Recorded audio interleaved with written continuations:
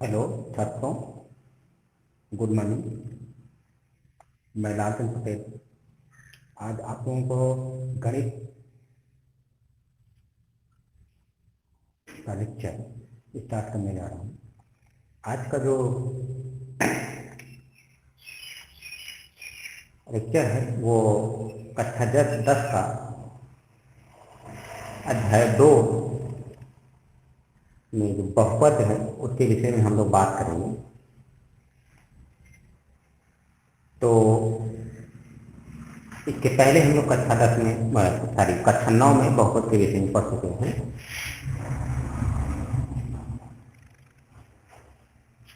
तो आज हम लोग गणित विषय में जो हमारा टॉपिक है, जो प्रकरण है वो है बहुपद। ये कक्षा 10 का दूसरा अध्याय है एनसीईआरटी की बुक में। तो हम लोग आज बहुपद के विषय में अध्ययन करेंगे। तो स्टार्ट करने से पहले अगर जो लोग हमारी लाइव क्लासेस लेना चाह रहे हैं वो लोग हमारे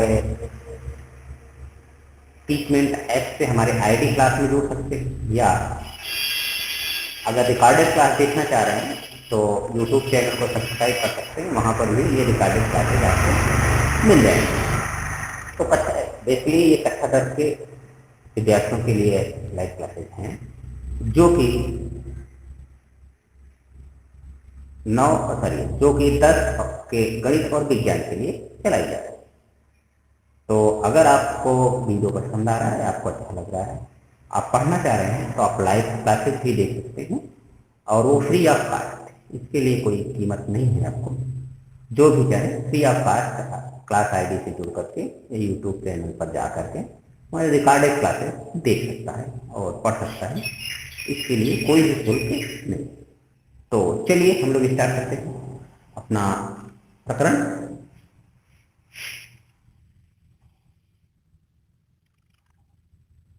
बहुपद।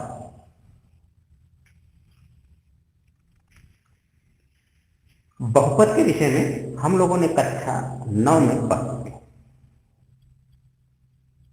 पुनरावृत्ति के लिए कुछ शब्दों को, कुछ चीजों को हम यहाँ पर फिर से डिस्कस करते हैं। जिसमें नंबर 1 था चर, नंबर 2 था व्यंजक, फिर इसी व्यंजक में आया था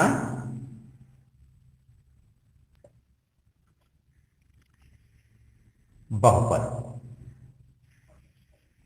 फिर इसी में आया था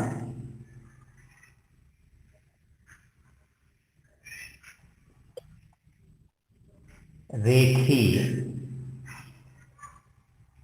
बहुपद। इसके बाद हम लोगों ने पढ़ा था बहुपद के घात, फिर पढ़ा था बहुपद के गुणांक, फिर पढ़ा था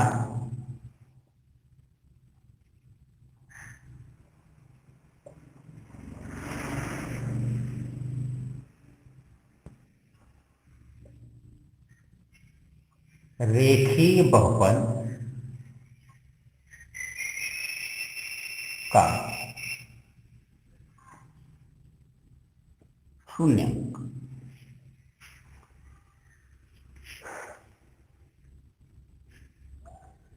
इन सारे पदों के विषय में, इनके टर्म के विषय में, इनकी परिभाषा तथा इनके कॉन्सेप्ट हम लोगों ने कक्षा 9 में पढ़ा। कक्षा 10 में जो पढ़ना है, इस रेखीय बहुपद से आगे हमें अध्ययन करना है। तो इन सारे के विषय में हम लोगों ने पढ़ लेता, फिर भी चार्ट में हम लोग देख लेते हैं। जैसे x + 2,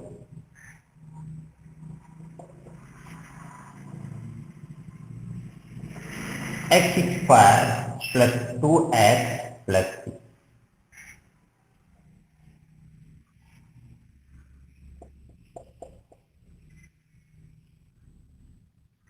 एक्स प्लस वाई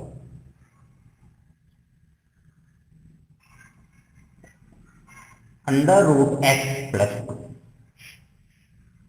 कुछ चर क्या होते हैं, वे एक्स जिनकी की मान हमारे शर्तों के अनुसार निर्धारित होता है, मतलब उसका मान परिवर्तनशील होता है, उन अक्षरों को हम लोग चर कहते हैं।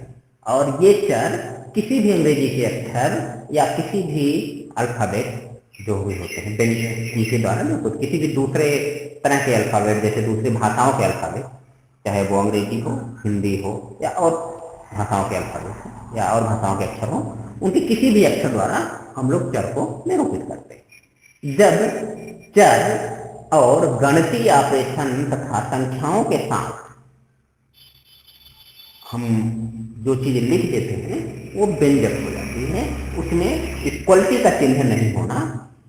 बिना इक्वलिटी के यदि हम चर, संख्याएं तथा गणितीय संक्रियाओं को एक साथ लिखने पर हमें व्यंजक मिलता है। जैसे ये सभी व्यंजक है। एक्स धन 2 इसमें चर है, गणितीय संक्रिया योग है, अंक 2। ये है x square plus 2x plus c, ये है एक्स प्लस वाई, ये है अंडर रूट एक्स। ये सब क्या है, व्यंजक। व्यंजक जब हम चर, अंक और गणितीय संक्रियाएं एक साथ लिख देते हैं तो हमें व्यंजक की प्राप्ति होती है, उसमें बराबर का चिन्ह नहीं होता। अब व्यंजक के बाद आता है बहुपद।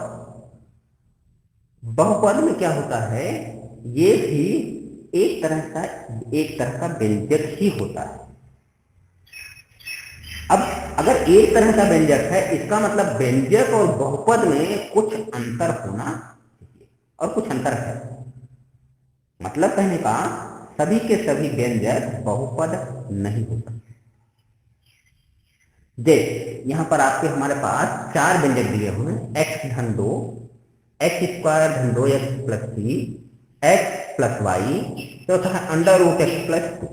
अब इसमें तय करिए, ये बताइए इसमें कौन से बहुपद हैं और कौन से बहुपद नहीं।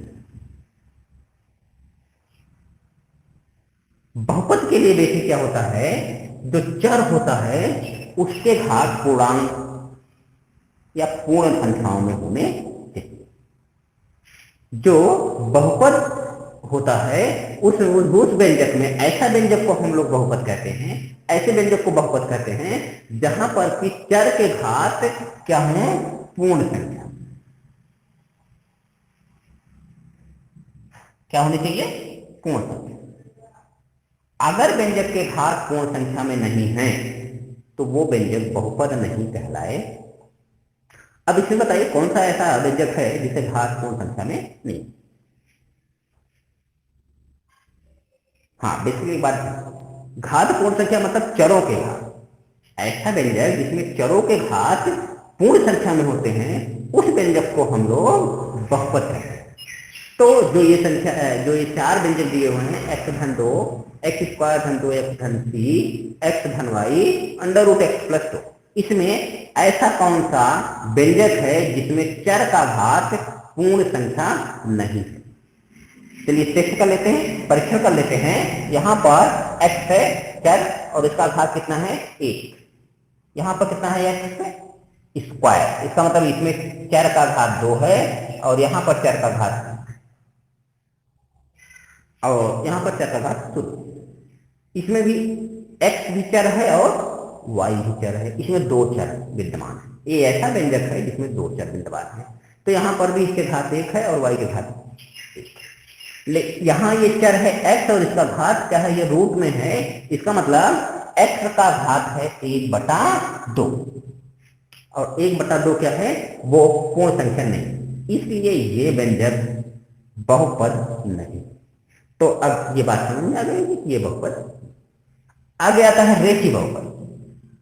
ऐसा बहुपद जिसमें चरों का घात एक होता है।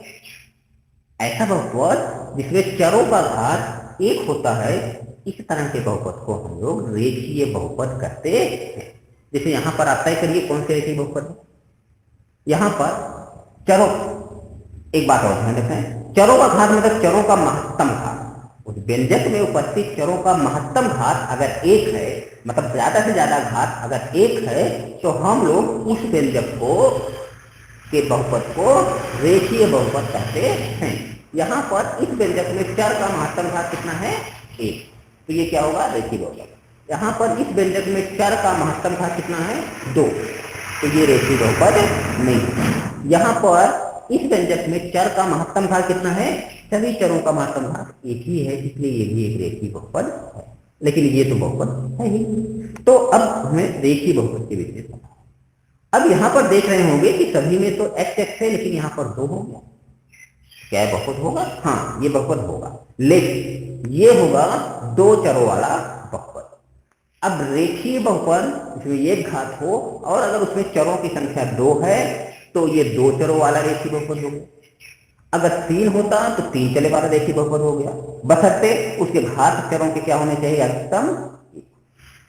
तो इस तरह यदि चरों में, यदि बहुपद में या व्यंजक में, बहुपद में बहुत सारे चर एक या एक से अधिक हों, तो जितने होते हैं उतने चरों वाला वो बहुपद होता।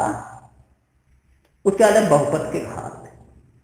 बहुपद के घात होते हैं पूरे बहुपद में चर के, अगर वो एक चर वाला बहुपद है तो चर का जो महत्तम घात होता है, बड़ा से बड़ा घात होता है, वही बहुपद का घात होता है। तो अगर यहां पर अगर हम घात की बात करें, क्या करें? घात अगर हम निकालना चाहें तो इस पहले का घात कितना होगा? दूसरे वाले व्यंजक का घात कितना होगा? इसका भी घात कितना होगा? और ये तो बहुपद है ही।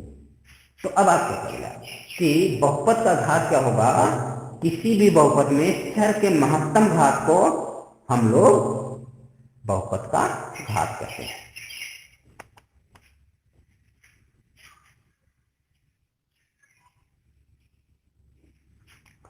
तो अगला बात है बहुपद के गुणांक। बहुपद में बहुत सारे गुणांक। गुणांक कैसे होते हैं? जो भी चर के साथ अंक लिखा होता है, चर के साथ किसी बहुपद में जो चरों के साथ अंक लिखे होते हैं, वो उस बहुपद के गुणांक कहलाते हैं। जैसे पहला वाला बहुपद है x धन 2, इसमें x के साथ कितना अंक लिखा हुआ है? एक, क्योंकि अगर एक लिखा हुआ है, एक मतलब एक का मल्टीप्लाई करेंगे तो वही है। अगर किसी के साथ कोई अंक नहीं लिखा दिख रहा है तो इसका मतलब उसका गुणांक एक है। इसमें इस बहुपद में x का गुणांक एक, यहां पर बहुपद में x स्क्वायर है और x है, तो इस बहुपद में x स्क्वायर का गुणांक यहां पर एक है, x का गुणांक दो। इसी तरह यहां पर x का गुणांक एक है, y का गुणांक। तो ये क्या होते हैं? किसी बहुपद में जो चर होते हैं, उन चरों के साथ जो संख्याएं का गुणा होता है, वो संख्याएं उस बहुपद के गुणांक कहलाती। ये था रेखीय बहुपद के शून्यांक। इसके विषय में हम लोग पढ़ेंगे। रेखीय बहुपद के शून्यांक क्या है? अब जैसे ये लिखा हुआ है, और इसी एक बात और हम लोगों ने कक्षा 9 में सीखा था कि किसी बहुपद को हम लोग कैसे निरूपित करते हैं। उसको निरूपण के तरीका था कि उसे हम लोग लिखते हैं P x. P stand for polynomial, मतलब पी क्या कहता है? पोलिनोमियल बहुपद। एक्स चर, मतलब ये एक चर वाला बहुपद है, तो ये क्या लिखते हैं? P x. अब पी एक्स बराबर अगर यहां पर आपको लिख जाए एक्स धन, अब यहां पर इस बहुपद के लिए x का अलग अलग मान रखते हैं। जैसे अगर x बराबर आपने शून्य रख दिया, तो p अगर x की जगह शून्य रखेंगे तो आपको क्या मिलेगा? शून्य धन 2 बराबर, ये क्या होगा? ये है the value of polynomial x equal to 0, मतलब x बराबर 0 पर बहुपद का मान। फिर आपने रख दिया p2, ये हो जाएगा 2 धन 2 बराबर 4। अब आपने लिख दिया p ऋण 2, ये हो जाएगा ऋण 2 धन 2 बराबर। ठीक, आपने क्या किया, x का अलग अलग मान रखे गए बहुपद में, तो बहुपद का मान हमें मिलता गया। अब यहाँ पर x के अलग अलग मानों के लिए बहुपद का अलग अलग मान हमें प्राप्त होता है। जैसे x बराबर 0 रखने पर बहुपद का मान 2 आया, x बराबर 2 रखने पर बहुपद का मान 4 आया, x बराबर ऋण 2 रखने पर बहुपद का मान 0 आया। तो सभी मान हमें महत्वपूर्ण नहीं है, हमारे लिए सबसे महत्वपूर्ण ये बात क्या है कि x का वह मान जिस मान के लिए बहुपद का मान 0 हो जाए उसे बहुपद का शून्यांक कहते। जैसे यहां पर 3x बराबर x2 हमने लिया, तो इसमें x का मान अगर ऋण 2 रख दें तो इस बहुपद का मान 0 हो जाता है या 0 मिलता है। तो ऋण 2 बहुपद x धन 2 का शून्यांक होगा। ये बात समझ में? तो अब हम लोगों ने शून्यांक रेखीय बहुपद के लिए शून्यांक क्या होगा कि बहुपद में x का वह मान जिस मान के लिए बहुपद का मान 0 हो जाता है वह वैल्यू उस बहुपद की शून्यांक कहलाती। तो यहां पर शून्यांक कितना है, इसका शून्यांक है ऋण 2। तो यहां तक की बातें हम लोगों ने कक्षा 9 में कर लिया था। अब कक्षा 10 में इसके आगे हम लोग बात करेंगे। आगे देखते हैं।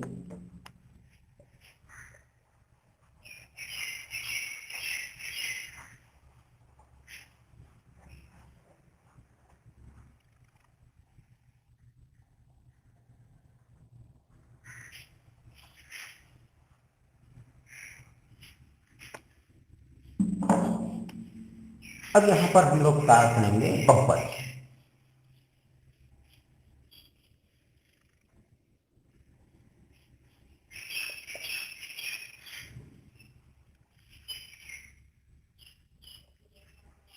इसके पहले हम लोगों ने रेखीय बहुपद की बात की थी। रेखीय बहुपद में क्या था कि अगर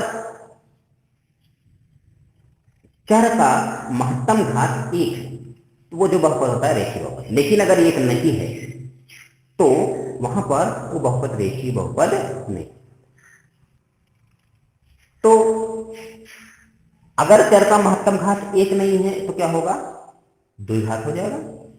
जैसे अगर आप लिख लीजिए x² प्लस x धन, इसमें चर का महत्तम घात 1 नहीं है तो 2 हो जाएगा। तो ये क्या होता है, द्विघात। अगर द्विघात नहीं इससे बड़ा होगा तो हो जाएगा x³ धन 2x धन x² धन x धन 2। ये क्या हो जाएगा, 3 घात वाला बहुपद। घात तो हम लोगों ने इससे पहले देखा था कि किसी व्यंजक में अगर उस चर का महत्तम जो घात होता है वही उस व्यंजक का या उस बहुपद का घात होता है। तो द्विघातीय व्यंजक हो गया, त्रिघातीय व्यंजक हो गया, और बहुपद जैसे पदों की संख्या अधिक है तो ये त्रिपदी द्विघाती व्यंजक है, ये चतुष्पदी 3 घाती व्यंजक। तो बहुपद में द्विघाती बहुपद होता है, 3 घाती बहुपद हो जाएगा, और 4 घाती बहुपद, बहुत सारे बहुपद। इन बहुपदों के शून्यांक के विषय में हम लोग बात करेंगे।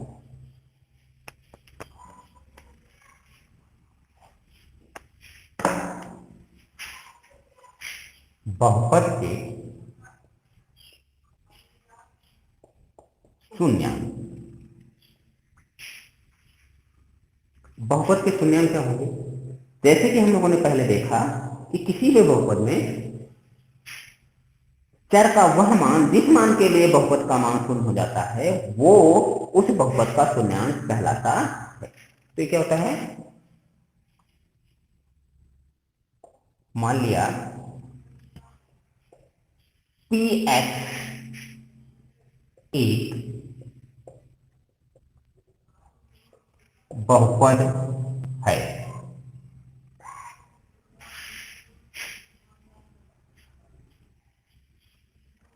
तथा x बराबर k के लिए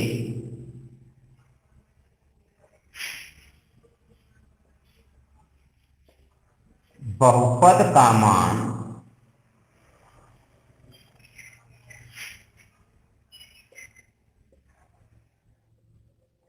शून्य हो जाए तो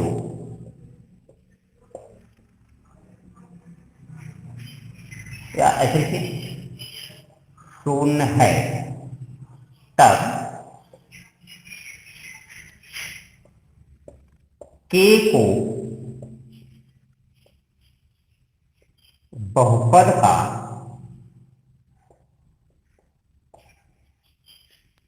शून्यांक कहते हैं। ठीक,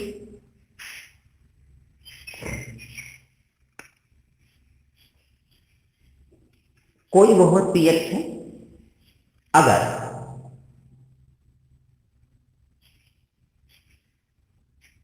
x बराबर k रख देने पर px का मान, बहुपद का मान, यहां ऐसे भी लिखते बहुपद का मान pk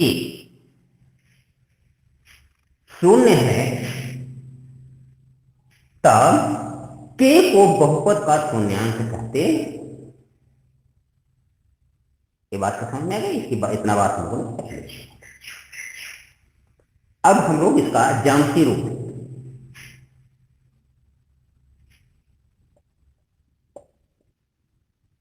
शून्यांक का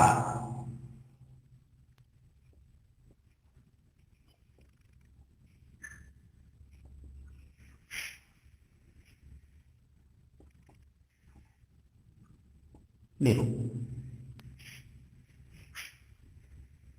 जैसे अभी हम लोगों ने क्या लिखा था, इसके पहले लिखा था px बराबर x धन 2, ये लिया था बहुपद, रेखीय बहुपद था। इसमें क्या होता है कि अब हम एक सारणी बनाते हैं, इधर लिखते हैं x का मान, इधर लिखते हैं px का मान। क्या लिया था, x का मान अगर 1 लेते हैं तो px का मान कितना आएगा, 3। x का मान 0 लेते हैं तो px का मान आएगा 2। यहां पर 0 रखेंगे, ये 2। x का मान ऋण 1 लेते हैं तो px का मान 1। x का मान ऋण 2 लेते हैं तो px का मान 2।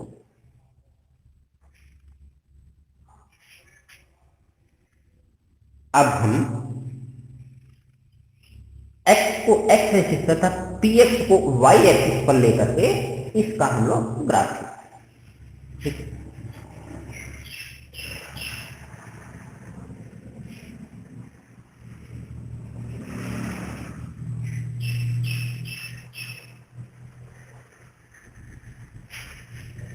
एक, दो, तीन, चार, पाँच, एक, दो, तीन, चार, पाँच, छः, सात, आठ, नौ, 10। ये है px और ये है, जैसे x का मान 1 है, px का मान 3, x का मान यहाँ 1 है, px का मान यहाँ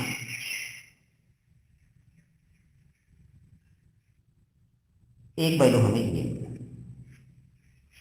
दूसरा, x का मान 0 है और px का मान 2। जैसे ही x का मान यहाँ पर ये ओडी में 0 है तो px का मान, ये क्या है,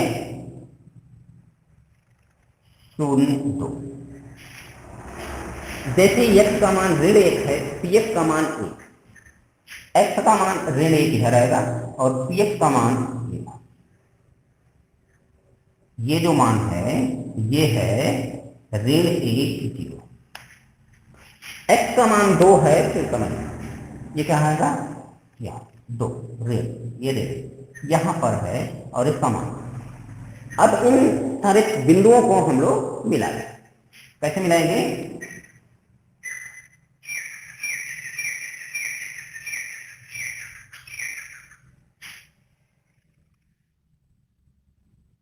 ये बिंदु क्या है, ये बिंदु है ऋण 2।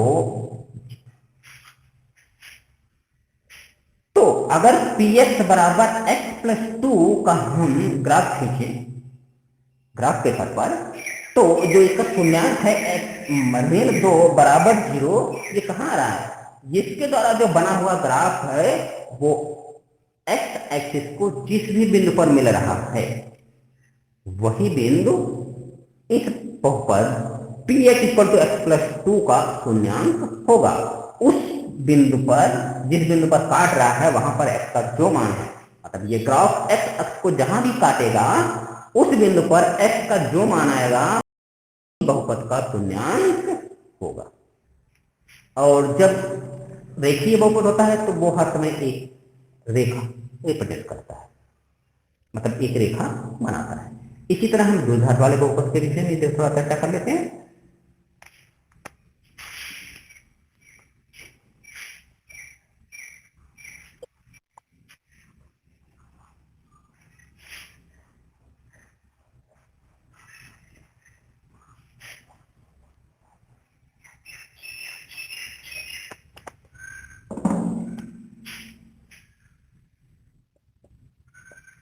मान लिया कि बहुपद px बराबर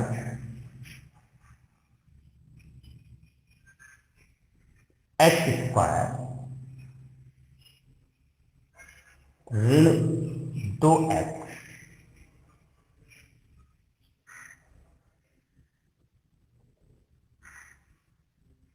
धन 2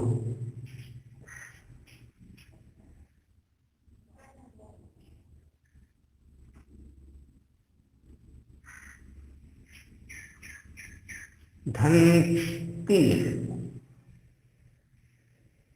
ऋण 3।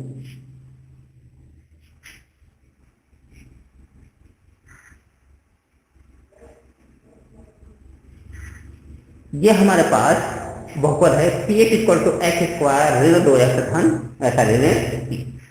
अब इसका अगर हम ग्राफ खींचें,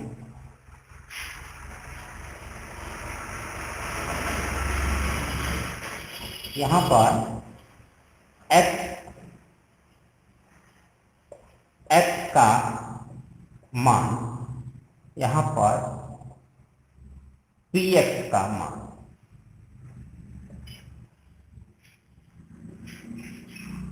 यहां पर क्या लिखें 2, x बराबर 2 रखेंगे तो यहां पर क्या मिलेगा, 2 का स्क्वायर ऋण 2 गुणे 2 ऋण 3, तो हो जाएगा 4 ऋण 4 ऋण 3 बराबर ऋण, यहां पर आएगा ऋण।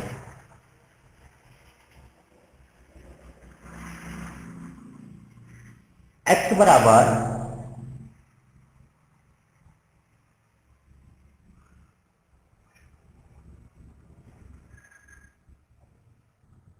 1, तो यहां कितना आएगा, 1 ऋण 1 स्क्वायर ऋण 2 गुणे 1 ऋण 3, ये हो जाएगा 1 ऋण 2 ऋण 3, तो कितना हो जाएगा ऋण 4। अब यहां पर अगर हम शून्य रख दें तो आपको क्या मिलेगा, शून्य का स्क्वायर ऋण 2 गुणे शून्य ऋण 3, तो यहां पर आ जाएगा ये।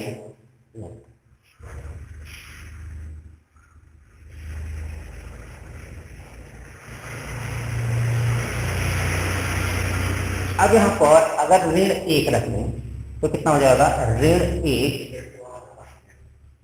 का स्क्वायर ऋण 2 गुणे ऋण 1 ऋण 3, ये हो जाएगा 1 धन 2 ऋण 3, ये मिल जाएगा। तो यहां पर आपको मिलेगा शून्य।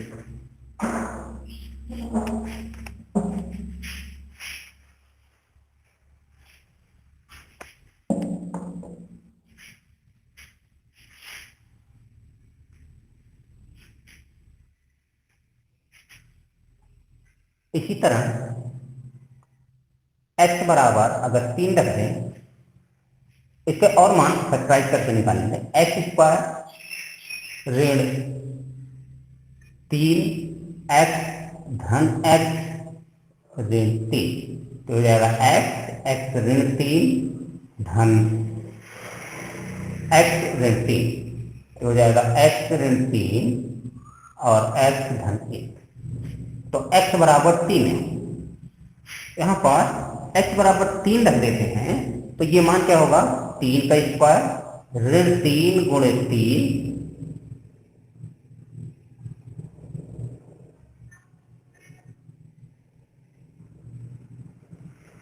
ऋण 2 गुणे 3 ऋण 3, तो हो जाएगा 9 ऋण 6 ऋण 3 बराबर 0।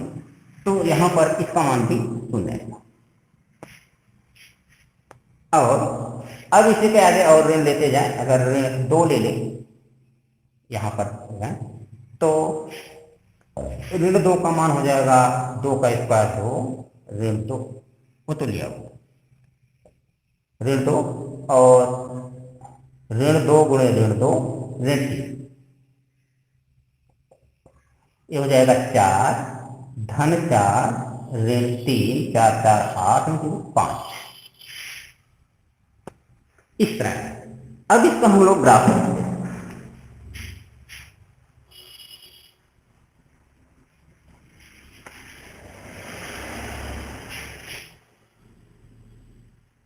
ये 1 2 3 4 5 6 7 8 9, इधर में ऋण 1 ऋण 2 ऋण 3 ऋण 4 ऋण 5 ऋण 6 ऋण 7 ऋण 8 ऋण 9 ऋण 10। इधर धन है 1 2 4 5 6 10, 1 2 3 4 5 6 7 8 9 10।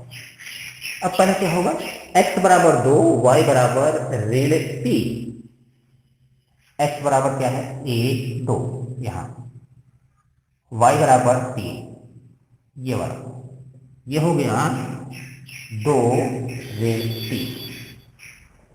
दूसरा क्या है x बराबर 1 y बराबर 4, x बराबर क्या है ये 1,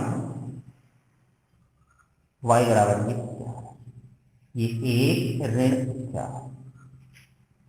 उसके बाद क्या है x बराबर 0 y बराबर ऋण 3। x बराबर 0 का मतलब यहां पर है और y बराबर ऋण 3 का मतलब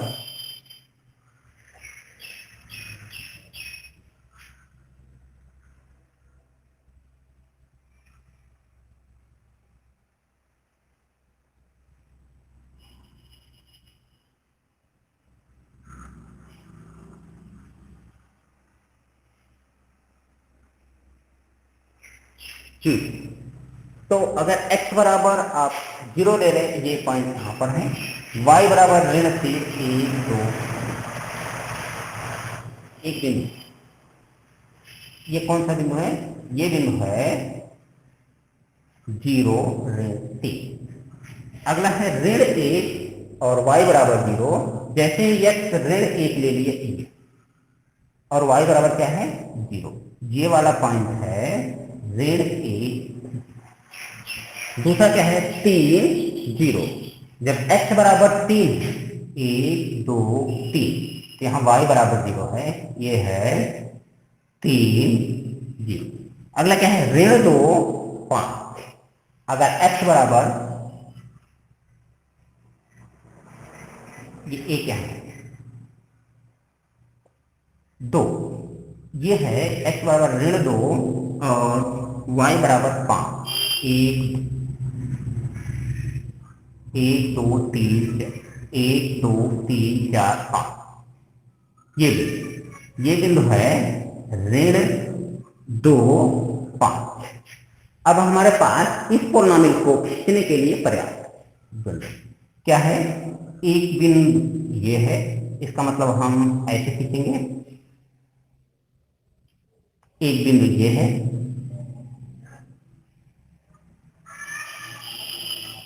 और एक बिंदु ये है, एक बिंदु ये है, ऐसे। फिर यहां से इधर ले जाएंगे,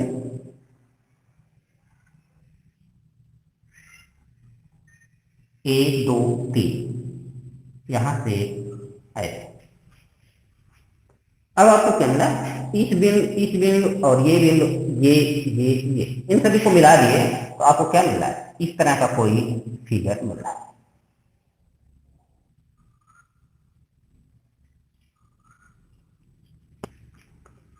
अब आप क्या देख रहे हैं? जैसे ही ये बहुपद p h equal to x square 2x-3 ये ग्राफ खींचा तो ये इस तरह का ग्राफ मिला, और ये एक्स अक्ष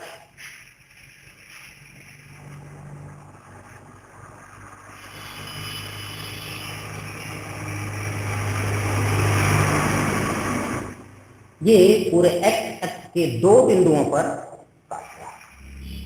इसका मतलब इस पोलिनोमियल का शून्यांक 2। कौन कौन से? एक शून्यांक है यहां पर जिसका मान है k equal to x equal to ऋण, और एक शून्यांक यहां पर है जिसका है k equal to x equal to 3। तो इस बहुपद के, द्विघाती बहुपद के दो शून्यांक। अब क्या इससे ज्यादा ऐसे शून्यांक मिल सकते हैं? तो हम लोगों ने देखा था कि कोई भी अगर समीकरण जितने भी घात का होता है, अधिकतम उसके उतने हल हो सकते हैं, उतने हल हो सकते हैं। इसका मतलब इसका मान उतने ही बिंदुओं पर 0 मिल सकता है। यहाँ पर इसके महत्तम घात 2 हैं, इसको इसका महत्तम जो शून्यांकों की संख्या है वो 2 हो सकती है। 2 से ज्यादा शून्यांक यहाँ पर नहीं मिले, 2 से कम मिल सकते हैं। हो सकता है कि इसके एक शून्यांक मिल जाए, हो सकता है कि इसके 2 भी मिल जाए, हो सकता है कि इसका एक भी शून्यांक ना हो। जैसे अगर कोई ग्राफ मान लीजिए कि इस तरह बन रहा है, अगर किसी भी पोलिनोमियल का बहुपद का ग्राफ इस तरह बने जैसे ये,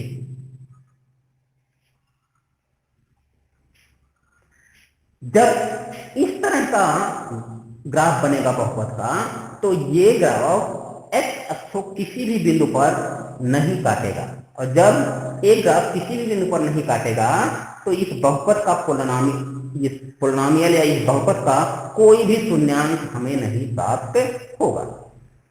हो सकता है कि कोई दूसरा ग्राफ बने जो केवल ऐसे बने, जो यहां पर टच करता हुआ। ये मान लीजिए ग्राफ ये है, ये बी है और ये सी।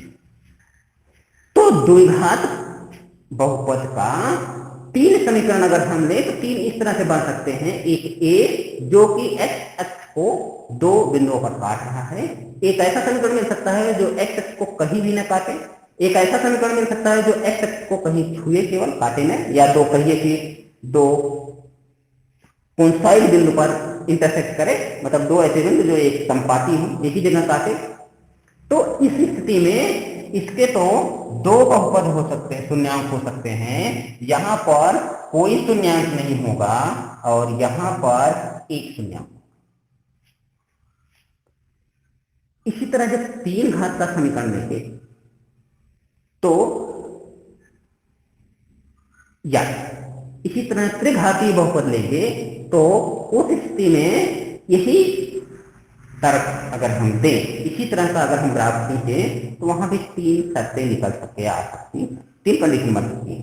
क्या? कि वो एक्स को 3 बिंदु पर काटे, या 2 बिंदु पर काटे, या 1 बिंदु पर काटे, या ना काटे। इसका मतलब क्या हुआ कि या तो उसके 3 शून्यांक होंगे, या 2 होंगे, या 1 होंगे, या कोई शून्यांक नहीं होगा। तो ऐसा हो सकता है कि किसी बहुपद का कोई शून्यांक ना मिले, लेकिन महत्तम कितने शून्यांक मिल सकते हैं? उस बहुपद का जो महत्तम घात होगा चर का, या ऐसा भी कह सकते हैं बहुपद का जो घात होगा अधिकतम उतने ही बहुपद के शून्यांक हो सकते हैं, उससे ज्यादा बहुपद के शून्यांक नहीं होंगे और कम से कम शून्य होंगे। हो सकता है कि कोई भी शून्यांक न हो किसी बहुपद का। तो ये दो कंडीशन है बहुपद के लिए, दो तथ्य निकल कर आए हैं। वो क्या निकल कर आए अभी हम लोग लिख ले रहे हैं।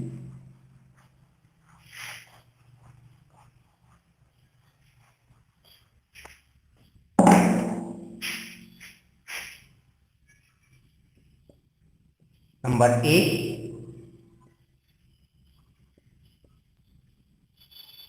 किसी बहुपद के शून्यांकों की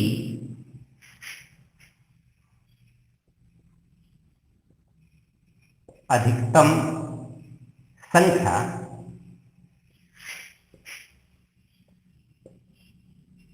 बहुपद के घात के बराबर होगी।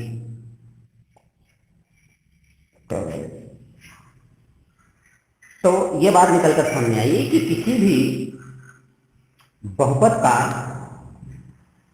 अगर हम शून्यांक निकालना चाहें तो उसके शून्यांकों की महत्तम संख्या उस बहुपद के घात के बराबर हो सकती है, उससे ज्यादा नहीं। और कम से कम कितनी हो सकती है? शून्य। अधिक से अधिक उस बहुपद के घात के बराबर हो सकती है, तथा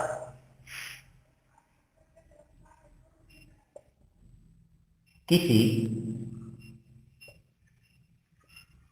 बहुपद के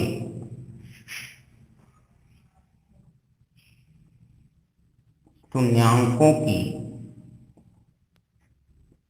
न्यूनतम संख्या